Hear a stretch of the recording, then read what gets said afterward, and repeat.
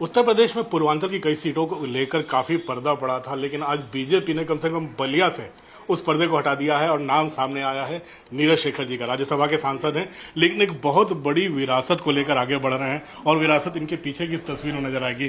पूर्व प्रधानमंत्री चंद्रशेखर, एक देश के पूर्व प्रधानमंत्री, बड़े नेता नीरज जी, बहुत बड़ी विरासत है और बलिया उस विरासत का एक गढ़ है। बिल्कुल, पिताजी के नाम को आगे बढ़ाना, ये मैं हमेशा पिछले 15-16 सालों से मेरा दायित्व रहा है कि उस नाम पे कोई आँच ना है। और इस पे बहुत बड़ा सहयोग मुझे माननीय प्रधानमंत्री जी का मिला है, हमारे राष्ट्रीय अध्यक्ष जी का मिला है, गृह मंत्री जी का मिला है, हमारे मुख्यमंत्री आदरणीय महाराज जी का मिला है, जिन लोगों ने हमेशा सहयोग, मुझे अपना आशीर्वाद दिया जब से मैं पार्टी में आया हूँ। और आपको बताते हुए मुझे खुशी हो रही है कि जिस तरह मुझे टिकट राज्यसभा का भी दिया गया और जिस तरह लोकसभा का टिकट दिया गया, जो सम्मान और स्नेह दिया है पार्टी के शीर्ष नेतृत्व ने, उसके लिए मैं उनका हमेशा सदैव ऋणी रहूँगा। जो अनुभव मेरा पिछली पार्टी में रहा था, आज के इस अनुभव से, उस अनुभव को मैं तुलना भी नहीं कर सकता। मुझे बहुत खुशी हो रही है। मैं आंतरिक, अमिताभ जी आप मुझे जानते हैं, मुझे इतनी खुशी अपने लिए तो है ही है, लेकिन जो पिताजी का एक मेरे लिए था कि जो मुझे उनको बढ़ाना है आगे, आज इस से जो माननीय प्रधानमंत्री जी ने जो मेरे को सहयोग और मैं कह सकता हूं जो आशीर्वाद दिया है, वो मैं उसको आगे बढ़ाने का पूरा प्रयास करूंगा। नीरज जी की भावुक क्षण है आपके लिए, बलिया वापस जाना, नॉमिनेशन करना, चुनाव लड़ना, लेकिन प्रधानमंत्री ने जो पूर्व प्रधानमंत्रियों को, खासकर चंद्रशेखर जी को, जो पीएम म्यूजियम में जो जगह दी, एक बहुत, ये लगता नहीं है कि इतिहास है। और मैं हमेशा इस बात को कहता हूँ, मैं तो सदैव ऋणी रहूंगा इस बात का। मैंने आपसे भी कहा था, पहले भी कहा था, हमने कभी सोचा नहीं था, परिवार के किसी लोगों ने भी, कि दिल्ली जैसे शहर में, राजधानी में पिताजी का एक संग्रहालय होगा। पिताजी का नहीं, किसी पूर्व प्रधानमंत्री के परिवार ने नहीं सोचा होगा। तो ये बहुत बड़ी काम जो माननीय प्रधानमंत्री जी ने किया, पूर्व प्रधानमंत्री के सभी परिवारजन उनके हमेशा इसके लिए ऋणी रहेंगे। आज जो नौजवान पीढ़ी है, मैं देखता हूँ, मैं उसके सामने से गुजरता हूँ कई बार, हजारों लोग उसको देखने जा रहे हैं।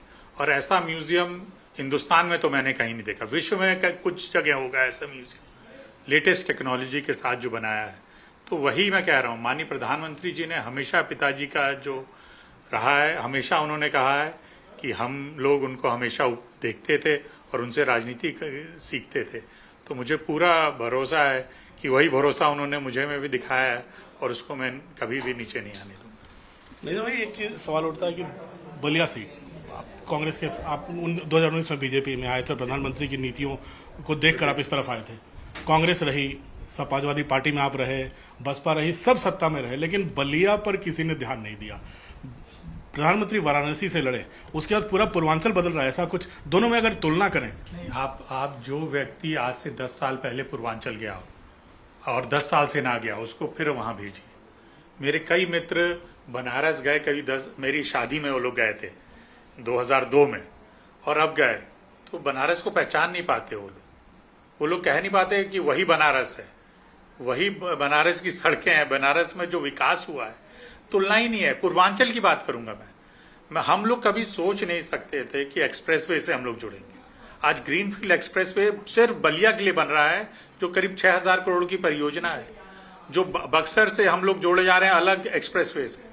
ये पहले हो जाना चाहिए था, क्योंकि कहीं अगर विकास आपको करना है तो वहां सड़क होनी चाहिए, बिजली होना चाहिए।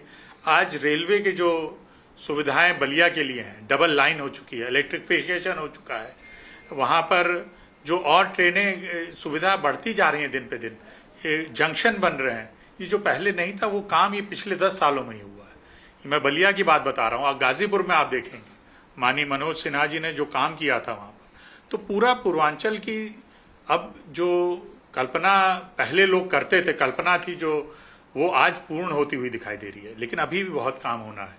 मुझे पूरा विश्वास है अगले 5 सालों में हम लोग ये करके दिखाएंगे। माननीय प्रधानमंत्री जी हमेशा कहते हैं, मैं अपने तीसरे टर्म में ऐसा काम करूंगा जो विश्व देखेगा। और हम लोग, वो तो हमेशा तीसरी इकोनॉमी की बात करते हैं, मैं तो ये कहूंगा कि हम लोग का तो यही लक्ष्य है कि पूर्वांचल ऐसा हो जो दक्षिण के हमारे प्रदेश और महाराष्ट्र और गुजरात भी देखें और तुलना करें पूर्वांचल से। मेरा तो यही सपना है। तो आपके खिलाफ उम्मीदवार मिल नहीं रहा है क्या बाकियों को?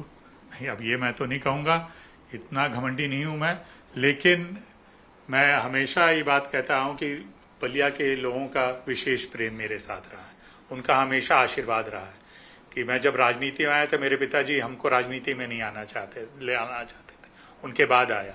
और जब ये स्थिति में वहाँ के लोगों ने जो अपना आशीर्वाद और स्नेह दिया, वो तो मैं उसकी कल्पना भी नहीं कर सकता। तो आज के दिन भी, मुझे 17 साल हो गए राजनीति में, आज आपके मैं मंच पर बोलना नहीं जानता था। ये बलिया के लोगों ने जो शक्ति दी है, जो सम्मान दिया है, जो आशीर्वाद दिया है, मैं जो आपके सामने हूँ, नीरज शेखर जो बना है बलिया के लोगों के आशीर्वाद से बना है, गाजीपुर के लोगों के आशीर्वाद से। तो बलिया और गाजीपुर का नाम लेते हुए मैं एक आखिरी सवाल पूछूंगा, कितनी सीटें यूपी में जीतेंगी और उसमें बलिया भी तो शामिल होगा ही? अब मैं अपनी सीट तो हमेशा ही गिनूंगा। मैं तो जब चुनाव कोई लड़ता तो हारने के लिए तो लड़ता नहीं है। मैं तो हमेशा ये बात कहता हूँ, जब चुनाव शुरू हुए थे, कि हम लोग 75 कम से कम और 80 तक हम लोग जीत सकते हैं उत्तर प्रदेश में। आपके पुराने सहयोगी अखिलेश यादव की आपको टिकट मिलने से क्या आप बहुत ज़्यादा बेचैन होंगे? अब वो तो मैं नहीं बता सकता, लेकिन अगर कहीं कुछ होगा, मेरे ख्याल से वो तो खुशी होंगे, मेरे ख्याल से दुखी तो नहीं होना चाहिए। अपने दोस्तों का, पुराने दोस्तों के खुश होना चाहिए। अगर कहीं उनको सम्मान मिल रहा है, जो सम्मान वो नहीं दे पाए, और कहीं मिल रहा है, तो उनको खुशी होना चाहिए उस बात का। शुभकामनाएं। धन्यवाद।